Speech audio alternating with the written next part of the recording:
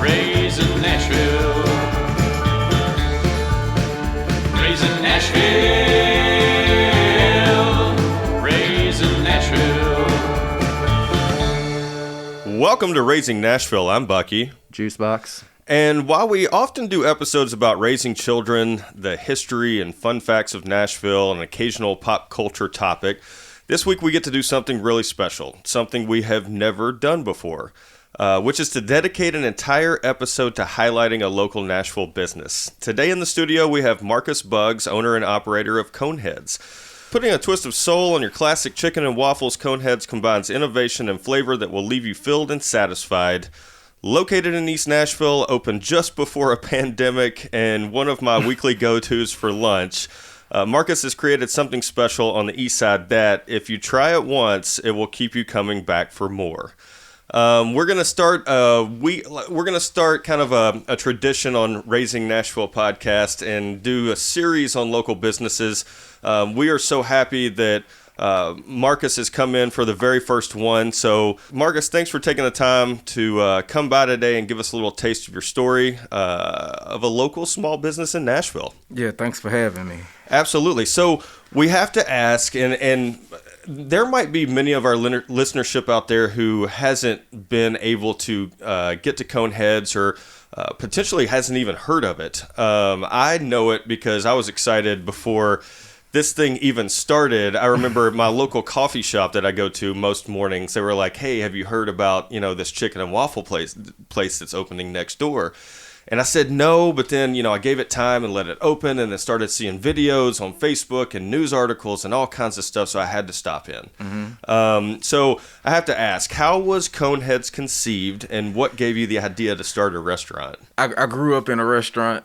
My mom, Carolyn, her and my dad, they opened a restaurant called Cal's Country Kitchen in Madison area, about 10 minutes north of here. Probably, it's been 23 years ago now. Oh, wow. I didn't realize it was that long. Yeah, so I think I was in third or fourth grade when she opened.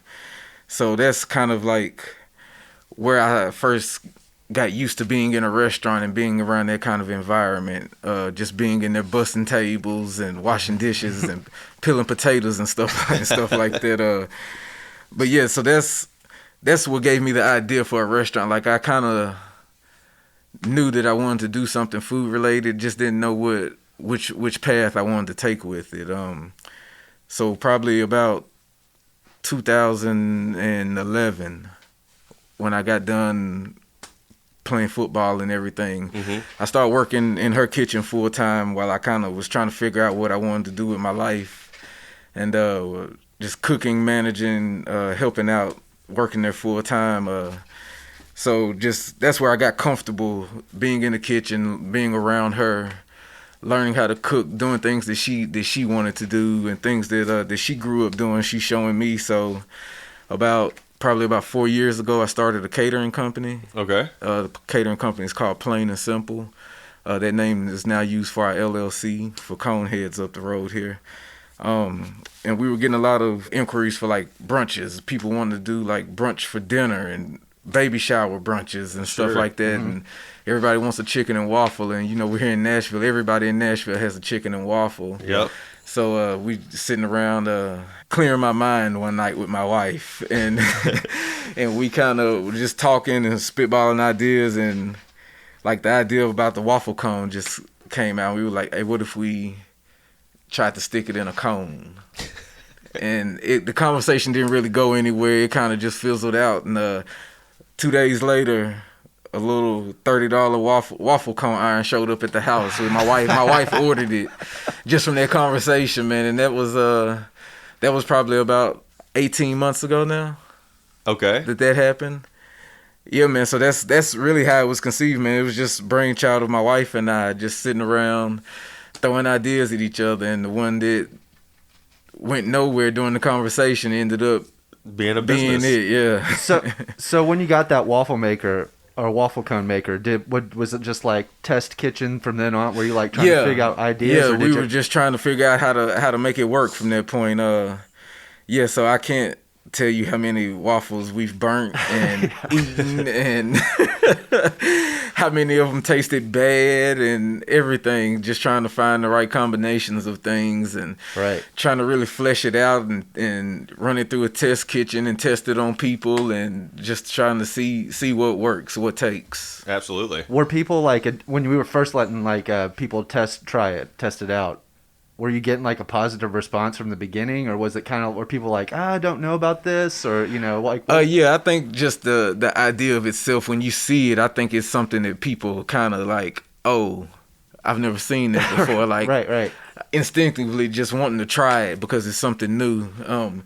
But yeah, it's got positive reception from the first time that I told somebody outside of my house about it, because like sometimes it sounds crazy sometimes, and then I didn't want it to just be seen as like a novelty, right, yeah, because it is like it's something new, and I feel it's pretty innovative, but it's also like we put a lot of time into the recipes and the preparation of these things. Like it's nothing that we just slap together. Right. Well, yeah, I guess that's the thing. Like you want to have that hook, or that, I don't want to call it a gimmick because that makes it sound cheap, but you know what I'm saying? Yeah, like, no. You want to have that understand. spin on it to make it different, and then, get people in there, get them hooked on it. Yeah, for sure. Like I don't think that up to this point now we would have been received as positively as we had if we just had just a regular chicken and waffle. Right. Like I know people are coming to seek out the cone situation, and then when they get there, we try to inundate them with everything else that we offer.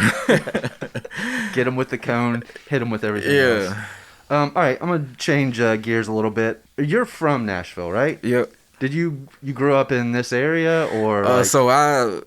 So my parents live out in Madison. Okay. So that's where my childhood home is.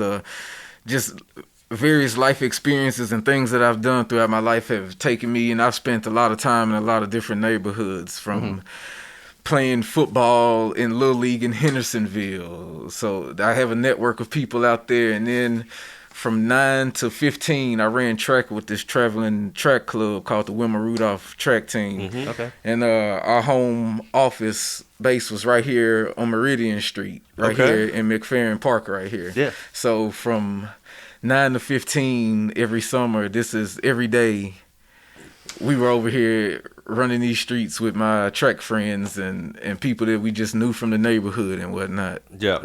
I know when you go into your restaurant, you see the big, beautiful mural on the side of the wall, which is just, it's captivating. Like when you walk in and you see, the big car there and the chain with the 24, and like it's kind of got this Simpsons vibe to it, but it's got this, it's very animated, but there is one, what is it? The street sign is the corner of Lishi and Cleveland? Yeah. It was a big corner for a lot of interaction went on in that corner.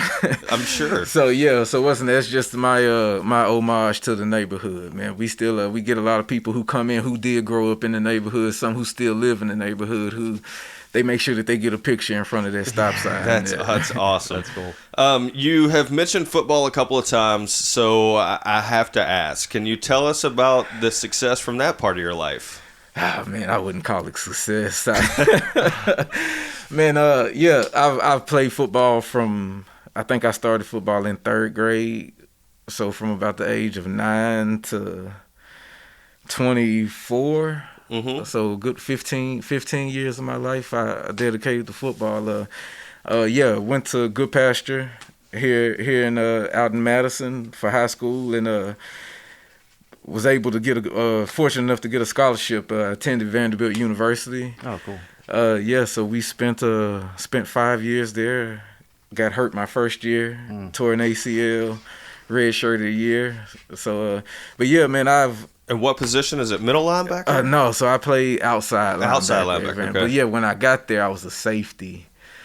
And then after I tore my ACL, I gained a little weight, and they were like, "Hey, how you feel about playing linebacker?" I don't know. You obviously people can't see me. I'm about 5'10" and 3/4, 5'11" on a really hot day, where I can get a good stretch going. But yeah, man, no, I took it on. I accepted that challenge, man. That's something like growing up, I was real fortunate, man. So any adversity that I've really faced in my life are things that I've sought out. Mm-hmm. and it was just kind of things that I could work hard at, or things that I enjoy doing, man. I got that from my parents. My parents are both from like very small rural towns in western Tennessee. My mom's from a town called Bolivar, and my dad's from a smaller town than that called Grand Junction. Okay. Still has dirt roads, very few red lights, everything. So yeah, man, they moved to Nashville, man, and made a better way for my sister and I. And yeah, I like to think that I took on some of their attributes. So Sure. yeah, so moving down and being a smaller person playing linebacker in the SEC, it was hard, but you feel me? But it was a challenge that I accepted gladly, though. And then that's not where it ended, right? No, it didn't. You could tell I don't really. I hardly ever talk about this stuff. You seem very humble. Yeah. Yeah, what's the name? I was fortunate enough after Vanderbilt was over, I got an opportunity to move to the next level, and I got a chance to join the Buffalo Bills after my senior year at Vanderbilt. Wow. I didn't get drafted. I was one of the last free agents signed, I believe, on the second day after the draft was over with. Wow.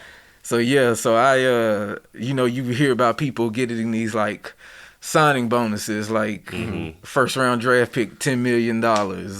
So even like when you get to when the draft is over and like they're still like highly sought after players, so people are still giving signing bonuses. So Sure. you may catch a quarterback who signs a rookie free agent deal who may get like $50,000 or something like that, or somebody will get $10,000. I got a whopping $500 signing bonus and a plane ticket to minicamp. Yep. And yeah, it was on from there, man. That's another situation where I'm having to prove myself. Now I'm an even smaller linebacker in the NFL Sure. than I was in college. So it was a grind again. I made it through training camp, made the practice squad coming out of training camp my rookie year. And, the season goes on and there are always injuries and things that happen. So I did have my opportunity. I got bumped up to the 53-man roster there, second half of the season there in Buffalo. That's awesome. Yeah.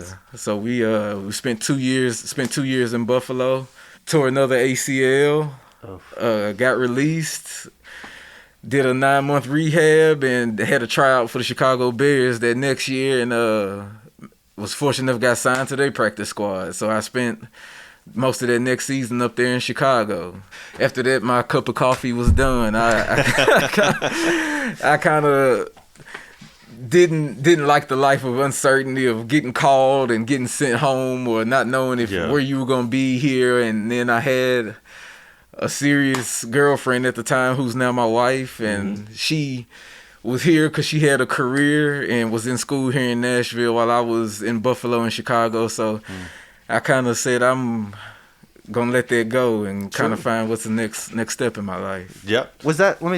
We won't dwell on it too much. Oh no, you're more. fine. Yeah. I just wanted to ask: is that was playing in the NFL? Is that everybody's what they want to get to? Were you really I want to make it to the NFL, or was it something that kind of presented itself? it was something that kind of presented itself, man. I didn't never growing up. I didn't. We play sports and stuff. You're like, oh yeah, I have a favorite team, and it'd be cool if I could. But it was never really like, I'm trying to make it to the league. I'm trying to make it to the league. Like that, it wasn't something that became real to me until probably around maybe my junior year of college. Okay. Is when I probably first really had like ideas of like, oh, well, I'm holding my own here in Sure. this in what's best In the league. SEC? Yeah, best league in college football. Yeah.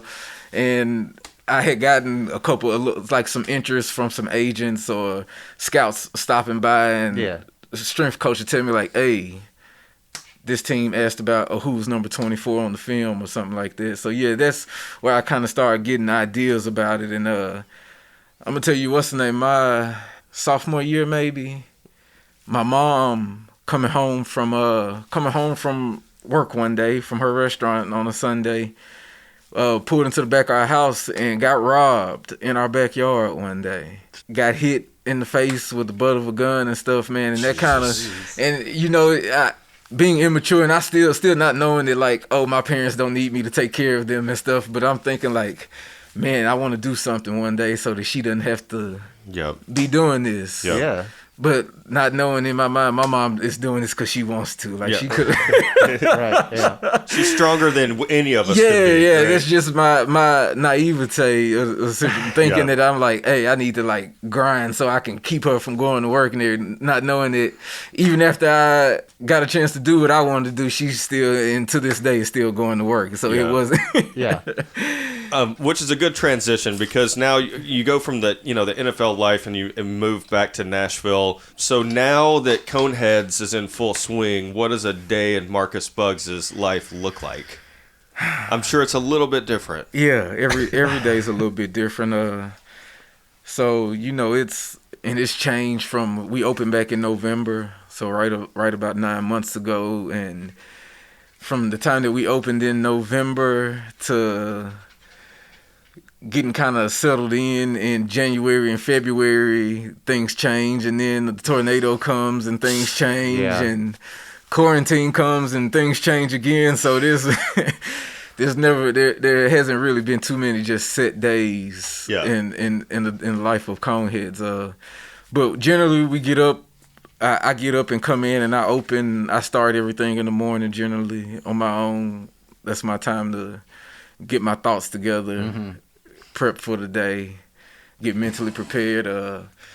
But yeah, I get things set up, and then just throughout the morning, my employees start coming in, and we get ready. We open at 11 o'clock every day.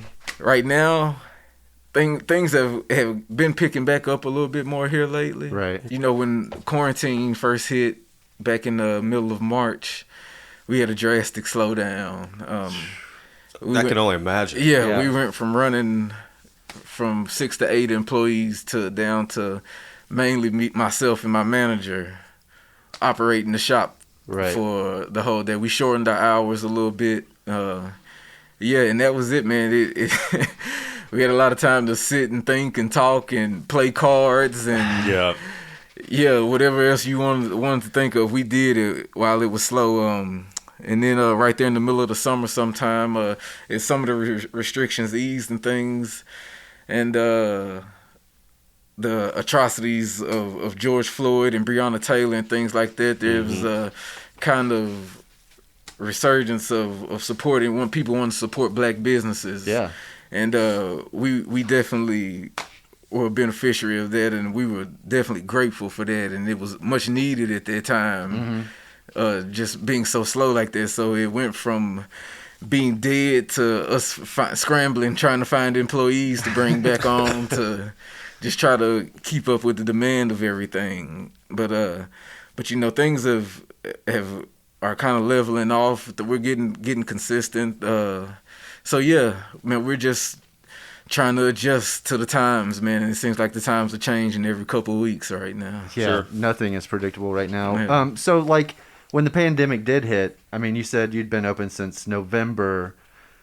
Like, what did you do? I mean, I know that's a broad question, but like, did you sit down and try to come up with a plan about doing more deliveries, or like trying to step it up on carryouts, or like you said you reduced the staff to just you and the manager? Like, what was your thought process behind how to get over this challenge? So this is like some things like just that background of being in a restaurant and seeing my mom, being in my mom's place, like some of those things kicked in. Like you're just operating a restaurant, you have to be ready to improvise and to adjust on the dime anyway. So I think that's what's helped especially the Nashville restaurant scene. We have a really, really strong hospitality scene here. For sure. And it's people who are from here, people from other places and whatnot, but like the restaurant grind is the same everywhere. I feel like it's long hours, it's hard work, and it's shit that you don't want. I'm sorry, am I allowed to cuss here? Okay, I'm sorry. Yes. You're doing stuff that the average person doesn't want to do at times of day that people don't want to do it, and in temperatures that people won't do work in. So I think that's what's helped keep a lot of people afloat here, is just being able to make those adjustments. One thing that we did at the beginning of quarantine that really helped us is we started offering like large format family packs. Oh, Sure. that's cool. Of our chicken and sides and things, and offered it at a deal that was cheaper than you buying it individually. So that went really well for us, especially over like the delivery apps and things. So is that something that you've like held on to like after this fact? Will you keep on doing family packs, or is that something? We still do them up to now. You can still hit Coneheads and get a family pack that'll comfortably feed 4 people. Nice. So I have to talk a little about the recipes and sauces you serve, because I'm in there, like I said, almost once a week. I try to make it once a week. Sometimes it's every 2. I like seeing you every time I'm in there. Yeah, for sure. Did you come up with all of this yourself? And I'm going to preface this by saying I have the feeling that the answer is no. It sounds like you've had a couple of collaborations, your wife with the waffles. Yes. Because the sauces, I mean, the jam sauce, the ranch, I mean, there's some things that you have there that you absolutely can't get anywhere else. Yeah, for sure. So a lot, like I said, a lot of that stuff came through a lot of trial and error, man. There were things that I was doing back in the day that helped me now that I didn't know that they were going to help me now. So like back in 2014, I started running. My mom is closed on Saturdays, every Saturday. So back in 2014, I started running like a kind of like a soul food brunch out of her restaurant, because it was a free space, and I just marketed it to her customer base and over my social media, the people that were already coming in the restaurant and whatnot. So that kind of gave me, that was my first test kitchen. Okay. So I was able to make food in a free kitchen where I didn't have to pay rent or anything, right, and had free marketing because I was just posting it up in the restaurant there and blasting it on my social media, and my friends were telling people and posting it on their social media. So that gave me an outlet to try things on people, to kind of see what people gravitated towards. And there are things that I did, like the best damn grits are on our menu and are one of our top sellers up there. That was something that we ran in 2014 out of my mom's restaurant. Makes sense. And let me stop and say that every time I go in there, you can get a chicken tender basket. You can get the chicken tenders in the waffle cones, but you more than likely are going to be offered 2 sides, or 2 sides come with a basket or a meal. I always get double grits. Now, I'm the type of person who has been on the search for the perfect shrimp and grits for about 15 years, right? Everywhere I go, if it's on the menu, I'll get it. And grits especially. So I literally have found, I cannot stress this enough, potentially the perfect grits. Now I just need the shrimp component. Your grits are some of the best I've ever had anywhere. I appreciate that. Yeah. They are absolutely amazing. Yeah, we every day somebody comes in and asks like, "Oh, what's in them?" And I'm like, I can't tell you what's in them. They're appropriately named though. Since we're still talking about food, like for people that haven't eaten at your restaurant, what's something that you can recommend for them to try? Like what's the thing that's going to get them hooked besides the grits? Okay, so I'm gonna give you probably our most popular order when somebody comes in is they're gonna get a chicken cone, and they're gonna toss it in our 24K sauce, which is like a honey gold type sauce. Yeah, we use like a yellow mustard and agave nectar base for it, and add our own seasons and spices to it from there. So what seasons and spices are in there? Just a little of this and a little of that. We didn't tell you this is a front for starting a chicken restaurant. No. So yes, you're going to get you a chicken cone, you're going to toss it in 24K, and you're going to drizzle the jam sauce over the top of it. Okay. And the jam sauce is that's our hot version. Okay. It's good. Believe me, it's good. So, if you're not eating Coneheads or Cal's Country Kitchen, what are some of your favorite places to eat around town? Other businesses, or do you have, I guess, friends in the industry who are doing amazing things? Or where do you eat? Yeah, no, what's name? So I do. I've got a few really, really good friends who own really good restaurants around Nashville, and one of them, my guys over at is Slim and Huskies.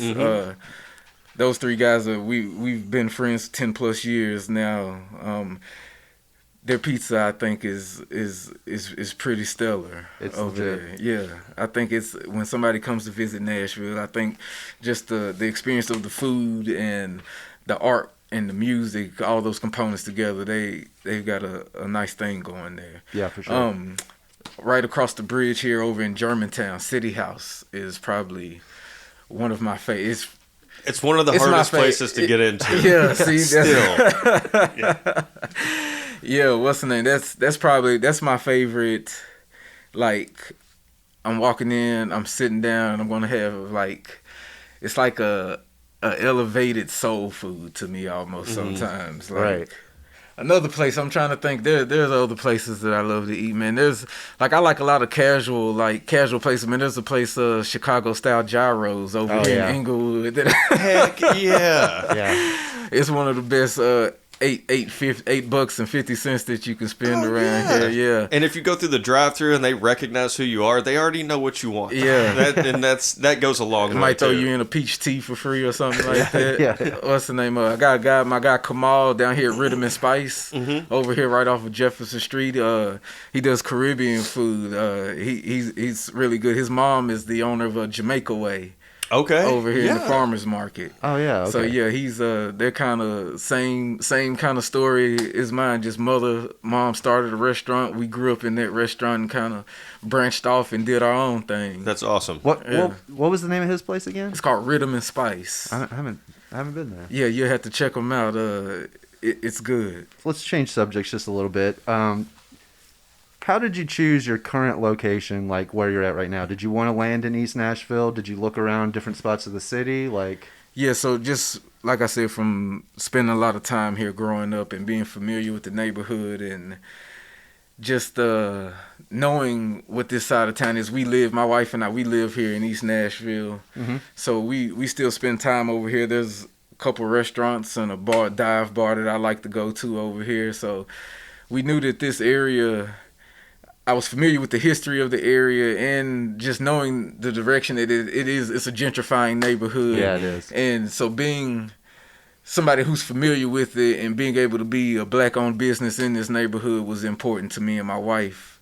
For us to to be a fixture in the neighborhood, to be something consistent for people to be able to come to a meeting space, to come meet your friends, have something good to eat, something good to drink.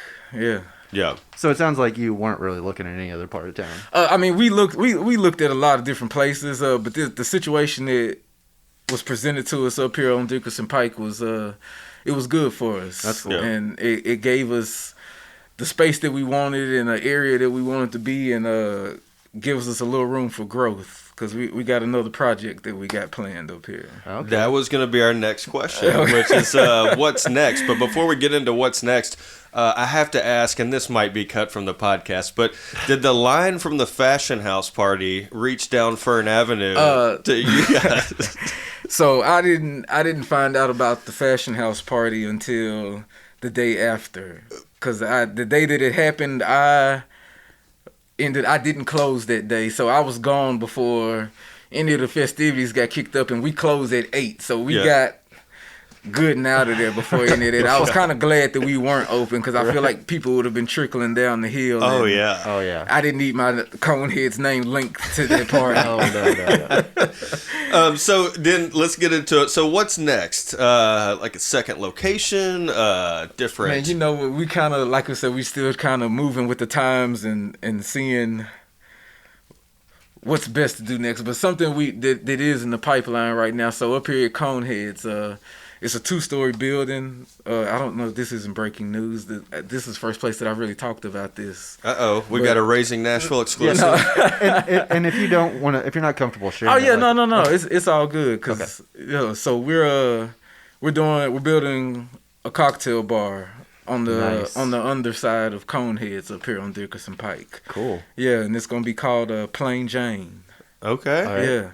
So that's something that another field that I wanted to get into. I'm not a barman by any stretch of the imagination, but I like to play around with cocktails and stuff, and building team people that's gonna help us set everything up and build our menus and stuff like that. So yeah, we've gotten our demo done and just waiting on our building permit right now. That's awesome. Yeah, like, you know, craft cocktails, it's one of those things that people are always going to be into. You know, you're not going to drink a ton of them, but it's nice to go out and treat yourself to a couple of fancy cocktails. Yeah, for sure. And we don't want to, like, I'm not, like, me, myself, like, personally, I'm a dive bar kind of guy. Yeah. Like, I can go somewhere and... All right, so you have to disclose to us the dive bar you were talking about earlier. Which one? Oh yeah, so what's the name? So Wilburn Street Tavern. Yep. Is a place that I frequented before quarantine and everything. Man, they've been there for, I don't know when they opened, but I first started going there probably back around 2011, 2012. There was a little lady named Miss Paulette. Oh yeah. She'll buzz you in. Yeah, she's got that camera on the door all the time. For sure, and she ran the place by herself. Mm-hmm. And I think like every third Thursday of the month they had like a vinyl night. Yeah. So they we used to go to those all the time. Yeah, for sure. You could come sit up and spin your own records for 20 minutes at a time. Our friend Nico started that. Yeah, I'm familiar. Yeah, that's small world. Yeah, that's man. crazy. But yeah, so yeah, like setups like that I enjoy. So I do stuff like that, and I go to Mickey's over here in Inglewood. Yep. I'm a regular in Mickey's over there. But yeah, man, I'm kind of wanting to make it like not like, I enjoy a good craft cocktail. Attaboy is one of my favorite bars. Oh, yeah. But I want to not something like a Attaboy. I don't want to come. Yeah, it's. I don't want you to feel like you're in a place you shouldn't be. Yeah. So what's the name? We want to make it kind of relaxed vibe. You feel me? Yeah, sure. Yeah. I'm not trying to break the bank on you. I just want you to come out, have a drink, and have a good time, and that's all. Yeah, that's awesome. Well, I'm excited about that. But with Coneheads, we do have plans. If things continue to grow and we can get past quarantine and everything, we do want to have multiple locations. I got some other sides of town that I want to look at, and we've got cities that we like to move to. And one day, like, my ultimate goal is to have my cone situation inside like arenas and stadiums and things. Man, see, that's perfect for that stuff, right? It's a handheld thing you just grab and go. Yeah. Oh man, that would be awesome. I have to ask just really quick. You grew up in Nashville. You played college football all the way up to the NFL. When you were growing up, were you a Titans fan? Did you have another team? No, so as a kid, my dad was a Cowboys fan. This was before we got the Titans here in Nashville. Yep. So I was a Cowboys fan with him, and then as I got more involved in football and moved through, like, I supported the Titans because they're here in Nashville and whatnot, but like I don't have a rooting interest or anything, right. unless the Titans, if they've made the playoffs or something like that. It's good for the city, right? Yeah, for sure, because I'm from Nashville. Or if they start selling Coneheads and then if they want to do like a licensing deal with Coneheads to get these things in the stadium, be the biggest Titans fan ever. I think it's still run by Center Plate, isn't it? Or so I think whenever you get in places like an arena or an airport or something like that, there are vending companies that own a contract, so you license through a vending company, I think. All right. All right, Marcus, thanks so much for taking the time out of your busy schedule to join us today. If you don't mind, one more time, tell our listenership where they can find you. Yeah, we're Coneheads here at 1315 Dickerson Pike here on East Nashville. You can find us on social media at ConeheadsCW. Our website is www.coneheadscw.com. And check us out. We're here. Awesome. Again, thanks for taking the time, and best of luck in growing Coneheads into a household name, a stadium delight, an all-new cocktail bar. There's a lot of exciting things coming from Marcus Buggs. Yeah. That was Marcus Buggs from Coneheads. As always, wherever you're listening to us today, whether it's Spotify, Apple Podcast, iHeartRadio, Stitcher, or Podbean, please take 30 seconds to click on that rate button, leave a review, like our socials, tell your friends. We are here each and every week and look forward to some upcoming episodes, as well as our infamous October run, which we are inching closer and closer to. Mm-hmm. Lots of horror related stuff. It's something like that. That's our favorite genre. So again, thank you so much for listening, and we will see you guys next week. Chicken and waffles is really good. You can eat it by yourself too. Just chicken and just waffles. Yeah. Chicken and waffles so good. Chicken and waffles so good. Chicken and waffles so good. Chicken and waffles so good. Chicken, chicken, chicken, chicken, chicken, chicken, chicken and waffles. Chicken and waffles so good. Chicken and waffles so good. Chicken and waffles so good. Chicken and waffles so good. Chicken, chicken, chicken, chicken, chicken. Chicken and waffles. I'm sitting at the table with my chicken on the side. My waffles 3 for tall, yeah, you know they baked and fried. Pass me the hot sauce and the syrup too. You said you want some, nah, bro, you cool. Oh, I love my chicken, oh, I love my waffles. When I get my plate, I feel like a model.